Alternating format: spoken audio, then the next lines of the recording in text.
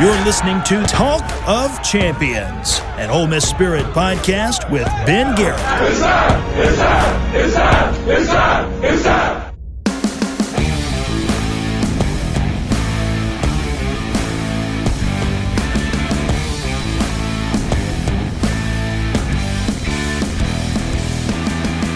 Welcome inside an all-new edition of Talk of Champions. I'm Ben Garrett at Spirit, been on Twitter. With me, Zach Berry, my teammate at the Ole Miss Spirit, omspirit.com, and affiliate on Grid. If you sign up this week, Oklahoma, Ole Miss this weekend, you get 50% off a subscription, and you can hang with me and Zach and talk about your Ole Miss Rebels all day, every day at the Ole Miss Spirit, omspirit.com, affiliate on 3, with the promo code JOIN50. This is the RiverLand Roofing Studios, the little house up top. RiverLand Roofing, our friends, sponsor everything we do podcast-wise here on the Talk of Champions Network. So make sure to support them. Great Ole Miss Rebels, riverlandroofing.com for all of your roofing needs, or you can call them or text them, 662-644-4297. Zach's on Talk of Champions today, and I've heard your YouTube comments. I will ask him the recruiting questions and back away and let him speak. First, however, we're going to do some Ole Miss mid-season, since we're coming off the bye week here, Ole Miss mid-season resolutions. And before we jump to that, I got to say, Zach, I love the hat. How you doing, my friend? I'm doing well. It's I think the weather has finally turned. Went for a bike ride this morning, and I quickly realized I got to get some cold gear for the bike because it is very chilly. But yeah, appreciate the love on the hat. I've been telling y'all, if you listen to Hit That Line, the show that's brought to you each week by our friends at Home Field Apparel, the VIP boxes are back in stock. They sent me one. This hat is incredible. That's fresh. Look, I don't know. A lot of people may not want to venture into the world of corduroy hats, but I've never met a rope hat that I didn't like. I think it's great. I wanted to show it off today on the show as it's a pretty sharp lid. So, but we're good. We're off the bye week. We're ready for some more football. Last weekend was a lot of fun. There was some really good games. There was a little bit of chaos. There was potential for a lot, but it didn't happen. But yeah, let's get into some midterm grades. Obviously, Ole Miss resolutions, not grades, midterm resolutions, like New Year's resolutions, except it's a little clunky. It's a little clunky of a framing device, but we're going to go for it, too, for me, too, for Zach. But you bring it up. You watch the results this weekend. I'll be honest with you, Zach, I'm a little more confident about Ole Miss's ability if they can get things right to win out. But we haven't seen that so far through 7 games. Ole Miss is 5-2, 1-2 in the SEC. That Kentucky loss just looks worse and worse. Going to go down, in my opinion, if it continues to trend this way. They haven't won an SEC game since beating Ole Miss in Oxford. That's going to go down as one of the worst losses in modern-day history. As bad, if not worse, than 4th and 25. But we're not – negative vibes are gone. Negative vibes are gone. I handled all that in the bye week. I said, again, I'm good. Oklahoma this weekend, Ole Miss, if they play to their potential, to their ability, they should beat this team. But also that was the same description for Kentucky. I am only positive vibes today. You got the fresh hat on. We're in the RiverLand Roofing Studios. I'm talking to my friend. No negative vibes. No criticizing Lane Kiffin and Charlie Weiss. I did that enough last week on Talk of Champions. Go check it out if you want to see it. But give me your very first, now that Ole Miss is turning to Oklahoma, 11 a.m. on Saturday on ESPN. Oklahoma's 4-3, 1-3 in the SEC. Turning back to Jackson Arnold at quarterback. Less about previewing that game than what for you, now that you've had time to detox, as Ole Miss did as well. We heard Lane Kiffin on Monday. What is your first Ole Miss mid-season resolution? Well, first of all, I forgot to mention you can get this hat in the VIP box at homefieldapparel.com. Use promo code LASTDANCE24 for 15% off. Mid-season, I'll tell you this, Ben, I went into a deep wormhole on YouTube on Sunday night. Nice. We were busy all during the day. Our kids are weirdly obsessed with The Nightmare Before Christmas. Really? A 5-year-old and an almost 3-year-old, I thought for sure they'd be scared. We took them to the theater. It's showing, we went and saw it Sunday morning. Awesome. Got home. Once the kids went to bed, I got in a deep YouTube wormhole looking up 2020 and 2021 Ole Miss offensive highlights.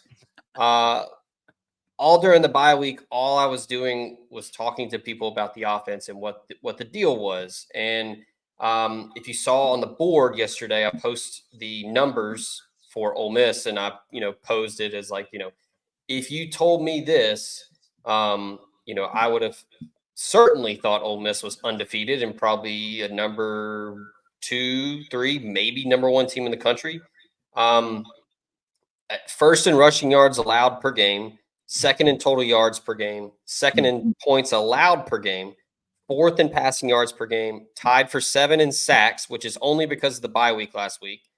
They were leading the country going into the LSU game, and then 8th in points per game. So then I looked at the SEC numbers, and this is where the midterm resolution comes. The SEC numbers that stand out: 14th in pass defense, 11th in yards per game, 10th in scoring offense. This offense right now in SEC play, I dove a little further into it. 15th in red zone offense. That's second to last in the SEC in punching it in the red zone. So that's it right there. And I mentioned 2020, 2021. I felt like the offense back then was far more creative. It was more innovative. It was a lot of window dressing, a lot of jet motions, and a lot of stuff to get the defense looking all these different directions. And then a lot of it was to mask, hey, we're just running inside zone, or it's a split zone. Like I was talking to somebody yesterday, and they said in 2021, when the offensive line, or excuse me, I think it was 2022, when the offensive line had issues in 2022, my buddy phrased it so eloquently as Ole Miss just ran the football like a service academy. They found ways to be very creative with the run game. They kind of masked the struggles with the offensive line with some gap stuff, and it wasn't real man on man. So my resolution right now, as we head into the second half of the season, where Ole Miss has 5 chances to get back into the college football playoff conversation, it's Lane Kiffin, man. Just get back in your bag. Just relax, have some fun, get creative. I feel like it's just been square peg, round hole the last couple weeks. And, I understand you want to take your deep shots and that, but I feel like those 2 losses against Kentucky and LSU, it was almost like, all right, we're just going to run it 3 times, and then we're going to chunk it deep to Trey Harris. And if it works, great. If it doesn't, shit. Yeah, I mean, just, you remember Lane Kiffin. I mean, throwing up the play sheet, having fun, doing all kinds of wacky stuff. I mean, the 2020 season alone, just the Florida game and the Alabama game, which Ole Miss scored a ton of points, put up a ton of yards, didn't win, but it was just creative, utilizing the tight end over the middle. Lots of, spreading the ball around a lot. I mean, just some quick stuff to, an extension of the run game, which I think that's what I want to see the most in present day. Swing routes, bubble screens, the little pop pass, they did that a lot with Dontario Drummond to help with the run game in 2022. I mean, just try to just be creative, have fun. I mean, I feel like Kiffin, it doesn't look like he's having a lot of fun on the sidelines. It's not just because of losing. Nobody likes to lose. He just looks stressed. And Kiffin has always been, just laid back, that California vibe, but, just no worries. He does not look like himself. I mean, the dude is gripping the hell out of that play sheet. Just relax. That's my midterm resolution for the offense. Just relax and have fun. I like that. Number 1 resolution coming from Zach here on Talk of Champions: get in your bag and relax. Lane Kiffin, get in your bag and relax. Because I do agree, he doesn't look the same. He doesn't, and he's, instead of throwing the play sheet, you're seeing him tweet out videos at Taylor Swift concerts, which awesome. Go to the Eras Tour. My daughters love the Eras Tour. We all have our Tay-Tay story. However, it's more about he's tweeting out Taylor Swift singing "We Are Never, Ever, Ever Getting Back Together," which lends credence to like some off-field stuff with, and that's just not what anybody. It's no one's business. It's no one's concern, because at the end of the day, this is just about Ole Miss winning football games. So him being himself and getting in his bag and relaxing and just doing the Lane Kiffin thing. Because you read off the numbers, man. If you'd had read me those defensive numbers before the year and said, this is where they'll be after 7 games, what do you think the record is? I would have been the same way.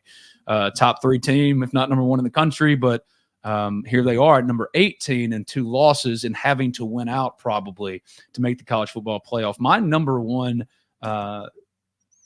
resolution, mid-year resolution, kind of borrows off of that, getting in your bag, relaxing. Ole Miss, before the bye week, had been penalized 61 times over 7 games. Only one FBS team had been penalized more, New Mexico, with 63. So, New Mexico, not good at football this year. Never really particularly good at football. Typically one of the worst teams in FBS, if not the worst on a year-to-year basis. That is not the company you want to be keeping because penalties destroy you. So it kind of goes back to what you're saying, getting in your bag, relaxing. The efficiency angle here is important. They're an inefficient team. Defensively, they've been really good. I think, and writ large, their team has been one of the better teams in college football, but they have a weak spine, it seems like, because only 3 other teams in college football have trailed for less time than Ole Miss against its opponents this year. And yet Ole Miss has 2 losses because of what? It sounds like, inefficiency, yes, but also, stiff upper lip, guys. What are we doing here? So the penalties, the ugliness, all of that, it speaks to what you're saying, your resolution of getting your bag, Lane Kiffin. Mine is, guys, own your stuff. I said it last week on Talk of Champions to Lane Kiffin, own your stuff. How Ole Miss fans think differently now is directly because Lane has built it differently and when the expectations are different. So in that same vein, players, there's a reason why you were considered the team you were in the preseason. All right? Do your job. Stop trying to score a touchdown from 75 yards every play. Do your job the best you can. Calm down. So get in your bag and calm down. Be who we thought you were by owning your stuff and saying, yeah, we know we're good, but let's go out there and do it rather than this messiness and this second guessing and covering up your face and with a hoodie in the press conference going, I'm sorry. No. Own it. It's fine. It's happened, but y'all can win out. You look at the results. Y'all can win out. Now, Georgia's going to be hard as hell. They beat Texas this weekend. I mean, every game you play is going to be a dogfight. Just where I think Ole Miss can win every one of its remaining games, it can lose every one of its remaining games, including State, because we know how crazy State can get. So, Ole Miss, guys, you're good. There's a reason why you were ranked what you were, considered what you were. Jackson Dart, a Heisman candidate. You have hit a wall. Adversity has come. Be yourself. Own your stuff and do the thing. I think the relaxed thing applies to everyone, too. Mm-hmm. Me too. Because look, I meant other people, not just the offense. I think the defense, when you mention, having a lead, 3rd longest in the country. I mean, Ole Miss led the LSU game for 59 minutes. I mean, it was in the Kentucky game too. Kentucky took the lead late on, just the most fortuitous bounce that I've seen in a long time, where I can't remember who it was. Maybe it was Brandon Turnage. I mean, just perfect. Trey Washington knocked it out with the peanut punch. Perfect. Perfect strip on the goal line. Ole Miss recovers. You get a couple first downs. Game's over. Kentucky takes the lead, and then everybody just clinches up. Same thing with LSU. Both games, Kentucky and LSU, respectively, were begging Ole Miss to win the game. And a couple plays here and there. Maybe it's not people being tight. Maybe it's just, hey, that just happens. But over the last couple years, you've seen Ole Miss teams that have been, outside of a couple games, very relaxed, very chill, taking on the personality of the head coach. I feel like that happens everywhere. And everybody was playing a lot like Lane Kiffin. Just, hey, man, we're just out here just vibing, having a good time. Where's the fire extinguisher? Where are we? Putting up a lot of points. I think that everyone is just kind of pressing. And, talking about Dart with the hood over his head, that didn't bother me as much as it did a lot of people. And I talked to a guy on Friday when I was out at Jared Curtis's game. and he's a scout, and he's a guy that's worked in the industry, and he said it too. He was like, "Nah," he's like, Dart cares. Oh, he It's cares. not like he was whining. I mean, the dude was pissed, but I feel like they just Oklahoma, I think, is going to be a great recipe to get back off the mat. It's a good bounce back, get right game opportunity. Oklahoma is damn near dead in the water. I mean, South Carolina beat them like a drum on Saturday. They're switching quarterbacks. They fired the OC. I don't think the quarterback really matters because Oklahoma's offensive line is so bad. I think this is a good chance for Ole Miss to, I mean, it's 11 a.m. You can grovel all you want. The weather's going to be phenomenal. In front of your fans, have some fun, score some points, play good defense like you've done all year, and get a dub and get back into the win column, and then get back into the film room, get ready for Arkansas. But yeah, I think just collectively, the team just needs to kind of just relax, just go out there and just play. It doesn't need to be, baseball is the mental game.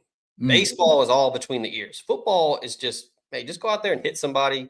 Hey, put the football in the end zone type stuff. I mean, there's some heady stuff in there, obviously, but it's more of, hey, just go out there and just play with some heart, have some fun. And I feel like that's been missing the last couple of weeks. So what's your second mid-season resolution before we jump to recruiting? Because I got one more and you got one more. So give me your one more.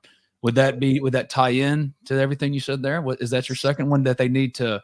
I don't know. I mean, my second one is, we buried the lead here. Play Ulysis Bentley. For the love of God, stop. Like, I don't know what happened. I'm not going to pretend to know. I mean, I've heard hundreds of rumors. It doesn't matter. The dude showed that he's legit against LSU.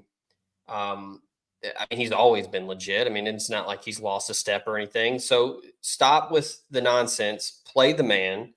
Put him alongside Henry Parrish and get back to doing what you do. Kiffin likes to run the football. He's always been like that. Wherever he's been, he sets the pace with the run game.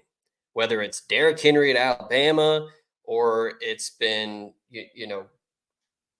whoever at Ole Miss, Snoop Connor, Jerry Neely, it doesn't matter. He's wanting to dictate the flow of the game with running the football. I anticipate Jaden Williams being back this week. I don't know if we've heard that definitively yet. Maybe that solves the issues. Some of the pressure to sack ratio numbers are scary. I mean, they are downright alarming. And I think that is a ripple effect to Dart, where he doesn't have a lot of time. He's trying to do too much because he knows I got to get rid of the football because I'm going to get hit by 4 dudes at one time. And I think we saw, I can't remember if it was you or Jake or Chuck, but, Reese McIntyre talked a lot about it in the media opportunity earlier this week, where he was like, hey, we know what we got to do. It's just kind of we got to go do it. So the offensive line knows that they're struggling. I don't think fans need to worry about that. They know. So maybe Jaden Williams solves that. Everybody can kind of slide back to where they're comfortable. I think Caleb Warren's going to be back. I mean, I don't know about Jeremy James's availability, but I mean, it's not like all of a sudden everyone on the offensive line forgot how to block. Sure, LSU did some unique things up front in the second half that kind of fooled them a little bit. Kentucky was very good up front in that game. I know Kentucky's looked just awful since that game, which is not good for Ole Miss. But, I mean, Deion Walker is going to play in the NFL. No doubt about that. Dumas Johnson, the transfer from Georgia, he's probably going to play in the NFL. They had some dudes. They had a good plan, executed it perfectly, and Ole Miss didn't execute offensively. It's a recipe for disaster. Go ahead. Oklahoma's going to have a good defense, so they're going to be locked in. They're going to be dialed, ready for that, ready for Stutzman and the rest of that crew. And don't think, Ben, for 1 second that Jackson Dart has forgotten about Bowman, the safety at Oklahoma, running his mouth in the summer. Talking about, I think he said he was going to pick him off a couple times. So there's probably some motivation there. That's been in the back of the locker. That's bulletin board material there. But yeah, play Ulysis Bentley. it's going to only help the offense. It's a dynamic back. He's different than Parrish. It's not, it's not to say that Parrish isn't as good as Bentley. They're very different. I mean, maybe Bentley is better, whatever. I think playing them together is only going to help the offense and help open up the passing game when you can dictate pace like Kiffin likes to. That's a really good one, and it blends perfectly into the fourth and my second and the final here on Talk of Champs before we jump to Zach's recruiting updates, including the portal pulse. I don't know what's going on in the early stages of the portal. Some guys are already getting in. Jaheim Otis we've talked about here, but my last one is touching on that. Jaden Williams will help. He's their highest graded offensive lineman if he does return against Oklahoma. We don't know for sure, but we think that could be the case. Caleb Bourne will be back.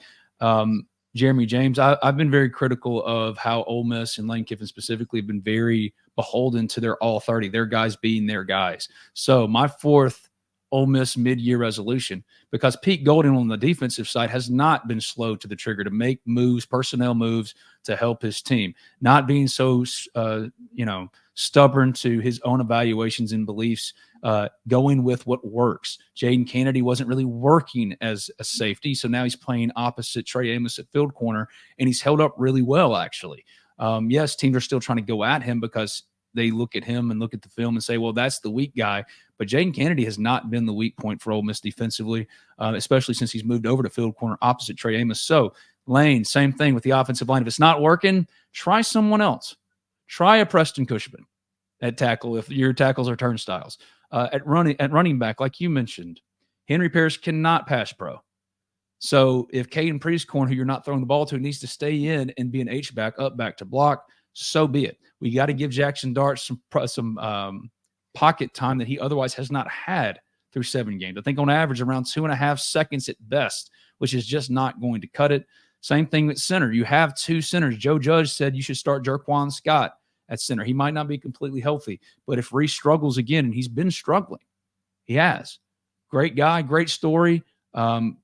Everyone should pat him on the back for how great he has been, considering where his career trajectory had been to that point. However, if it's not working against Oklahoma and you're not moving the ball again, don't be slow to the trigger now. Be willing. Don't be stubborn to your own evals. If you need to put Jerquan Scott in at center, if you need to put Caleb Bourne at center, he started there for 3 years. Try Jeremy James. And that includes at wide receiver as well, moving Juice Wells in to do some running back actions like you did with Elijah Moore. We're not seeing that creativity. So don't be slow to the trigger the rest of the way. Make the moves necessary for Ole Miss to be in the best position possible in every single game to win them all, because they have to win out to make the college football playoff. Protecting homes and businesses from the whims of nature, you need more than just quality materials. You require RiverLand Roofing. Licensed, insured, and certified, RiverLand Roofing offers not only the assurance of excellence, but a tailored approach to your unique structural needs and budget. To learn more about what RiverLand Roofing can do for you and the community, call them at 662-644-4297 or visit riverlandroofing.com. This is Cali. With C Spire's blazing fast nationwide 5G network, she's got her fans in the palm of her hands. Live streaming her Mississippi Blues from her phone wherever she is. To out there wherever they are. Right now, get the latest 5G phone on us. Only at C Spire, customer inspired. This is Talk of Champions. I'm Ben Garrett at Spirit, been on Twitter. He's Zach Berry at Zach_Berry. We both write for the Ole Miss Spirit, omspirit.com, affiliate of On3. And if you join today, you can get a subscription for 50% off with the promo code JOIN50. So come hang out with us at the Ole Miss Spirit, omspirit.com, affiliate of On3. All right, let's get into recruiting, Zachary. That's what you do for us most of all at the Ole Miss Spirit. You're our recruiting guy, the recruiting analyst expert. What's the general update on where things are before we jump into the portal pulse and other things? What's kind of Zach's recruiting attack? So looking at this weekend, if you are a subscriber, you can go on the message board in the tidbits today, and got a huge list expected in this weekend. You've got a lot of notable 2026 guys coming in. You've got Dylan Alfred, the 25 commit. You've got Keon Young, the 25 commit, Josh Smith, a 25 target, who has tried to reschedule everything. He was at South Carolina when Ole Miss played the Gamecocks. Talked to him after that game. He is finally making his way to town. Ole Miss is battling South Carolina and Clemson for him. And then you've got Mason Dunn, the Tupelo corner, the 25 commit. Alabama is hammering him hard, trying to get him to flip. And a lot of 26s, some 27s mixed in there. So some big time targets coming in, a lot of 4-stars. You can see that whole list on the message board. As far as the 25 class goes, honestly, and look, I know people are probably like, that's just a cop out. Look, it's pretty much all flip watch at this point. I mean, outside, I mentioned Josh Smith. He's an uncommitted guy. Most of it is going to be a flip that you're looking for. Caleb Cunningham, you've got, Tyler Lockhart. You've got a lot of dudes out there that are committed elsewhere, and Ole Miss is just kind of taking its time and just kind of waiting in the weeds to strike. I know there are a lot of dudes that are committed to Auburn that Ole Miss is after. We'll see what those guys are looking to do here in a couple of weeks. I know Dante Core, a safety from Florida. He was posting some Ole Miss graphics. I think he might be in town this weekend. I haven't heard back from him yet. I was trying to confirm that. But yeah, it's just going to be a lot of potential flip guys. They're not going to press the issue. They're going to be patient, and, kind of a segue here into the portal pulse. Ole Miss is going to be active in the portal. So they feel good about what the class they signed in 2024. We've already seen a lot of those dudes playing. So they're not going to stress, we got to get 28 guys in this 25 class. No, they're going to do what they've done the last 4 years and be patient and just, supplement through the portal to try to fill some holes if they need to. So if you had to tell the Ole Miss fan who hasn't really been paying attention to recruiting like he or she used to, because it is kind of hard to keep up with now. Zach does the best of anybody at the Ole Miss Spirit, OleMissSpirit.com, affiliate on 3. If you had to tell them first off the top 3 high school prospects that you're most paying attention to as far as Ole Miss targets, the top ranked one Ole Miss is deep off in, has a real chance for. What are the ones? Is it Caleb Cunningham? And because Deuce Knight, that's just not happening. I mean, I could be completely wrong, but I don't do the same kind of recruiting coverage like I used to here. So everything I hear is like the Deuce Knight thing is a pipe dream. So you probably put Deuce in there, might put Deuce in there. I don't know. Who are those 3 big-time high school players that the casual Ole Miss fan that's kind of lost in the sauce with this new recruiting stuff, what are the 3 that they should be paying attention to right now, do you think? Yeah, I think the staff is still going to talk to Deuce. He still listens. So as long as he's listening, you're certainly going to keep talking. I don't know. I think that Ole Miss might be just kind of, moving on eventually from that. The current quarterback room is deep with Austin Simmons reclassifying. Then you pick up a Walker Howard, and then you get A.J. Maddox late in the cycle. Last year, you flip him from Texas A&M. I know the staff likes those guys. I think they're going to turn the attention to 2026. As far as 25, yeah, Caleb Cunningham for sure, 5-star wideout, potential game changer, impact dude immediately. He's still basically, last time I talked to him, it was Alabama, it was Ole Miss. He was at Mississippi State last weekend. I don't think that's a thing. He was pretty candid when I talked to him. I think it's Alabama and Ole Miss. I mean, he really likes Alabama. He likes what Kalen DeBoer does with his wide receivers. Obviously Ryan Williams doing what he's doing is probably good for him to see. But yeah, they're going to go after Tyler Miller, the interior offensive lineman that's committed to LSU. Both Tyler Miller and Mario Nash, I think, are going to be 2 names you need to know. They're going to try to go after both of those guys. Nash, for those who don't know, was committed to State, decommitted. Chad Simmons reported on 3. It was Ole Miss or Florida State. He commits to Florida State, but commitments, especially in 2024, don't put much stock into him, I guess. Yeah. Miller's going to be tough. His mom really likes Coach Davis, the offensive line coach at LSU. She likes that staff. She likes the plan that staff has for him at LSU. But Lane Kiffin went to see him last week during the bye. So, I tell you all the time, if a kid's in a picture with Lane Kiffin, pay attention. If Lane Kiffin's going to a school to see somebody, then yeah, you need to pay attention. So Ole Miss is going to definitely try to flip Tyler Miller and Mario Nash. But yeah, I think it's going to be a lot of just trying to maintain the class that they currently have. They like a lot of the dudes, top 25 class, and then they're going to pick and choose and try to pick their spots on who they are trying to flip. Randall Joyner went and saw Jared Smith last week, the 4-star edge from Thompson in Alabama. He's committed to Auburn. He was really high on Ole Miss. He always said all the right things. He loves Randall Joyner.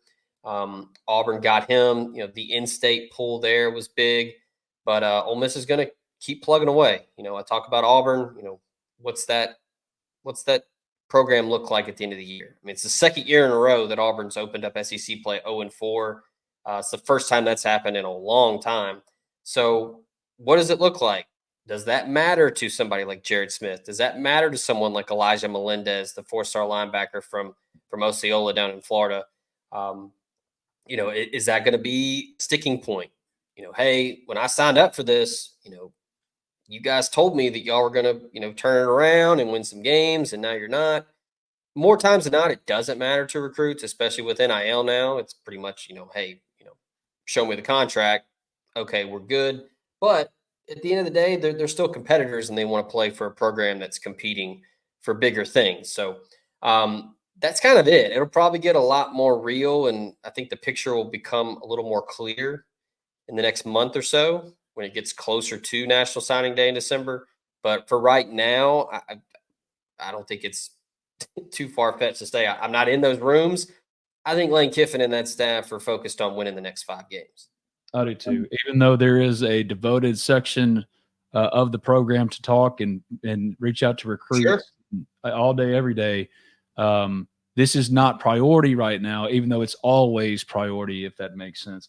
But you brought up Auburn. Here's a good example of how things can just change so quickly. I mean, who knows? You've seen Auburn's hiring and firing practices in the past. So I'm just reading notes here. Brian Harsin through 20 games was 9-11, 4-8 in the SEC. Hugh Freeze through 20 games, 8-12 and 3-9. They had no patience for Brian Harsin. Harsin was fired after his 21st game. I'm not saying that Freeze is getting fired. I'm just saying that you look around, Ole Miss isn't the only program dealing with its stuff, and we don't know what the picture will look like because there's still so much time left, and it's such a volatile market now anyway. I think one thing that'll help with all of this, especially as we turn to the portal pulse here, is that the calendar has been changed. It's shorter than it was. The NCAA shortened the calendar for the transfer portal in the spring and also in the winter. Not to where it's going to change things, tremendously, but at least it'll help the chaos be reined in a little bit. And I expect Ole Miss to be active, of course, in the portal. My question isn't the players that they're targeting. We know some that they're talking to, but it's so early. I think we'll really start to see true portal movement about mid-November once seasons are getting close, regular seasons are getting close to ending, and you see more and more players who have preserved red shirts get in, like Key Lawrence for Ole Miss got in because he's leaving. And we'll see more of that in the next couple of weeks. However, instead of picking out players as we turn to the portal pulse, tell me the positions now that we think from talking to our sources and also watching the Rebels that Ole Miss is going to prioritize. It's easy to say, well, Jackson Dart's gone. They'll get a quarterback to compete with Austin Simmons and maybe Walker Howard. But I think it's more prioritizing offensive linemen. Maybe they didn't want to spend for the best offensive lineman in the portal. Now they might do that, considering. What are your thoughts on the positions that you think Ole Miss is targeting or at least focusing on? We know wide receiver is going to be one. Yeah, I think wide receiver is always one for Kiffin. And I know people are going to gripe about that, but he's just always going to look for impact dudes to fit the scheme. It has to be offensive line, right? You look at how much went into defensive line in the last cycle. There was a big turnover in that room. They had a lot of young dudes that were unproven. You had the Georgia debacle in Athens where Kiffin said, hey, we got to get bigger. We got to get more physical. We got to look like that team over there. They did that, and it's shown. I read the stats off earlier in the show, and yeah, it's paid off. That ROI is booming. But yeah, I would think that you're probably going to look for some interior guys. I think that probably a tackle. It's maybe a left tackle. Maybe you try to really pay for a big name tackle that gets in the portal, whether that's a former 4 or 5 star that's at a Power 4 school that's not playing and jumps in the portal. And if it's someone that the staff has evaluated in the recruiting process or after they enter the portal, sure, go after them. Maybe it's a G5 or somebody from another school that is looking for one last ride before going to the NFL draft, and it's someone that the staff grades high on film and talking to scouts and talking to other people. Yeah, I think that's what you do. You go and pay to get somebody to be a bookend tackle, whether that's left or right. I think running back solid.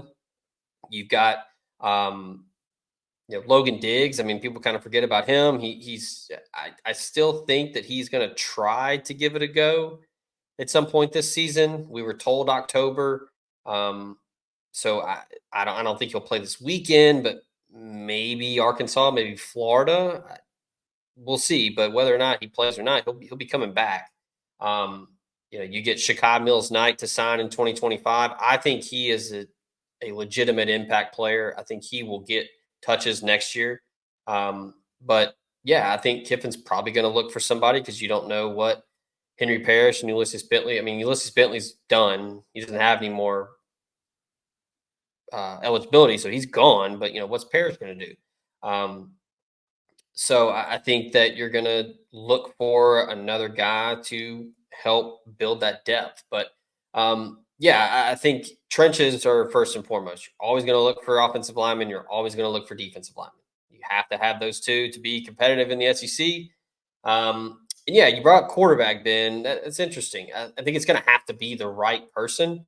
But yeah, I mean, what's Walker Howard going to do? I think he's going to stay. I think he's perfectly fine waiting his turn and getting into the spring and competing with Austin Simmons. Maybe the case is different after the spring. If it doesn't go well for him, maybe he bounces. But I don't know. He's got some off the field things that I think tie him to Ole Miss and Oxford. But yeah, I wouldn't put it past Lane Kiffin to go and grab somebody out of the portal if he thinks that not only they can push Simmons and Howard, but could potentially grab the number 1 spot from them. Because look, we talk about trenches, but it's like the NFL, Ben. It's a quarterback league. It's a quarterback. College football, you have to have a quarterback, or you are going to be hard pressed to get to the college football playoff. I'm not picking on Jackson here, but like you look at the Kentucky game, you hit on 2 of those deep passes that were underthrown. Even with as poorly as Ole Miss played, unfortunately, quarterback is the position of all positions, right? So I'm not blaming Jackson for Ole Miss being 5-2. Jackson has had no time with an offensive line. It's bad, but I am saying that, a quarterback like a Matt Corral probably gets you through Kentucky, but Jackson Dart hasn't leveled up in that way before. Oh, you think 7-0? Yeah. Well, I think Jackson's a great quarterback. It's just he hasn't progressed in the ways that he needed to elevate the rest of his teammates. Now, Matt Corral would still have to play with this offensive line, so who knows? Which, good luck. That's what I said. I don't think Johnny Manziel could survive behind this offensive line right now. But he was different. And I just want people to know that Jackson Dart is a great quarterback, but he hasn't leveled up with his deep throw accuracy that would allow for him to pick his teammates up. He's still one of the bunch rather than the full-on leaders. There are a lot of Chiefs and not enough Indians right now, it feels like, for Ole Miss football, and that includes in the coaching staff. So a commonality of, hey, in this together, final stretch run, everybody do the best you can. Do your best, forget the rest. That's important. So, yeah, quarterback, they're going to go for a quarterback in the portal, but they're looking at Austin Simmons, and I think Walker Howard's going to stay here for the spring and compete with Austin Simmons to be the starting quarterback for Ole Miss, AJ Maddox as well. But if he doesn't, they'll obviously have to go get someone to compete with Austin Simmons. I don't think quarterback is the pressing thing, like offensive line, defensive line, considering what they're going to be losing. J.J. Pegues, Walter Nolan, Jared Ivey, a number of players up front. Now, thank goodness that Suntarin is balling out in place of Princely Uman-Mielen. And that's exactly what you want to be seeing. But on the offensive side, are you seeing those emerging talents? We don't know that yet. We haven't really seen that yet. Caden Lee for sure at wide receiver. And Caden Lee, we're going to launch a Caden Lee show here on Talk of Champions, our network, here soon. So be on the lookout for that. Caden Lee's doing the thing. However, he's the only one, right? He's the only one that you didn't know about or didn't necessarily count on going into the year that has stepped up on that offensive side. So can there be some other guys emerge? Otherwise, you could see a portal class focused, of course, on the defensive line because they have to add bodies there, but they've got linebackers, might have to get another one like Chris Poopall. Secondary, they're always going to go for safeties and cornerbacks. They can never have enough. They play 5 of them at a time. But offensively is where I think you could see the portal really be the focus, especially if Ole Miss doesn't course correct and fix the issues. That's what's so disheartening is that this Ole Miss team is so good. And 9-3 in 2009 was disappointing because Ole Miss didn't go to the Capital One Bowl by beating State. 9-3 this year is a disappointment because of how you got to 9-3 if you only finished 9-3. That's why went out all as well. You probably get in the playoff at 10-2 because look at the SEC around you. It's very, very wide open, as wide open as it's ever been in my lifetime. Yes, Ole Miss could win out, but we just have not seen that offensive cohesion that we're used to under Lane Kiffin, and that is the most disheartening thing. This Ole Miss team is where it is, 5-2, and scratching and clawing to stay in the college football playoff discussion because the offense has let it down. So that'll be that for me across the board. Pick your position. Offensive line for sure, wide receiver for sure, even quarterback, tight end. Is Daquan Wright staying for another year and going to be your starter next year with Caden Prieskorn gone? Where has the tight end been to begin with? So all of these things will play into it. That'll be the main portal focus if it stays like this. But people do need to understand too, it's not like if Ole Miss doesn't win out and make the playoff that, well, there went the title shot of all title shots. Never going to have that again. Ole Miss is built to always compete with Lane Kiffin. This was just they had it all set up, all the veterans in the right positions, great portal class. They did everything right in the offseason. And yet 2 losses before November starts. And that was never the formula. That was never considered part of the formula. So getting right and winning out, most important thing. And then the portal, they'll dive into offense first. But is there any player that has intrigued you so far that's hit the portal so far? Obviously, Jaheim Otis, but that's just because of past recruiting history. We know that Pete Golding loves Jaheim Otis and recruited him personally. All of those things. And Ole Miss has a needed defensive tackle, but anybody else that's hit the portal that's interesting, a name or two that Ole Miss fans might not know about yet? Well, if you want to say not know, or maybe I don't know. I feel like Ole Miss fans should know him. It's pretty recent. You might have seen some stuff on the internet. Caleb Odom, tight end wide receiver at Alabama. He had some interesting retweets over the weekend. Look, he was going to Ole Miss before Alabama really, really pushed. And he committed to Nick Saban and a different staff. Maybe a disgruntled freshman, not liking his place in the offense, not getting enough targets, blah, blah, blah. Maybe he jumps in the portal and decides to go to Ole Miss, where I think he ultimately wanted to go initially before Nick Saban and company really pushed for him. That might be one that you may not know about. I mean, look, there's going to be a lot of names that pop up. I didn't know. Yeah. There's going to be a lot of names that pop up soon. We've talked about a couple others on the site at omspirit.com. Iowa running back LaShawn Williams. He entered the portal earlier this month.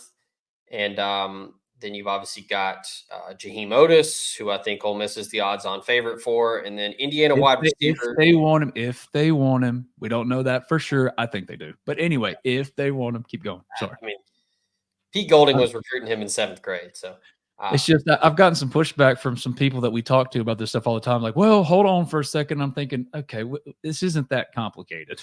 Sometimes it's really not that complicated. It'll depend on NIL and all that. But sure. The other name to know, Indiana wide receiver Donovan McCulley. Ole Miss recruited him out of high school as a quarterback, and then he converted to wide receiver at Indiana.